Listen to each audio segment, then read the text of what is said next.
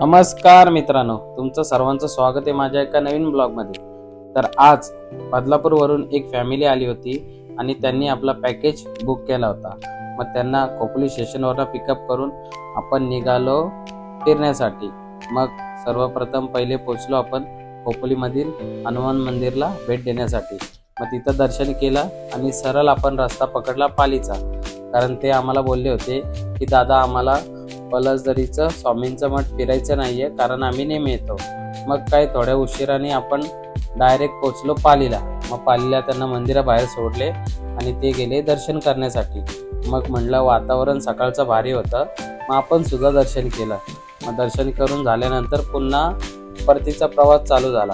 मग फायनली पोचलो आपण वरदविनायक मठ गणपतीला भेट देण्यासाठी. मग तिकडे सुद्धा ते दर्शन करायला गेले. मग तात्या भेटले ना आपले मधीच. मग तात्यांना भेटून निघालो खालापूरला श्री स्वामी समर्थ यांच्या मठाला भेट देण्यासाठी. मग वातावरण बघा किती भारी होता, म्हणून माझं व्हिडिओ काढण्याचं मन झालं. काय भारी व्हिडिओ आलाय, तुम्ही बघू शकता. मग त्याच्यानंतर मग आपण निघालो कलोत्यामध्ये आई तुळजाभवानी मंदिराला भेट देण्यासाठी. मग तिकडे सुद्धा वातावरण भारीच होतं. मग ते लोक गेले दर्शन करण्यासाठी. मग आपण पण थोडंसं व्हिडिओ काढण्यासाठी गेलो आणि मग तिकडून आलो आणि चौकला आल्यानंतर बघितलं ना, सर्वात मोठा आपल्या महादेवांचं स्टॅच्यू कसला खतरनाक आहे. मग तिकडून निघालो नडाळला श्री पंचायतर मंदिर बघण्यासाठी. जे 5 मंदिर आहेत, तुम्ही बघितले की आहेत कमेंट करून सांगा मला.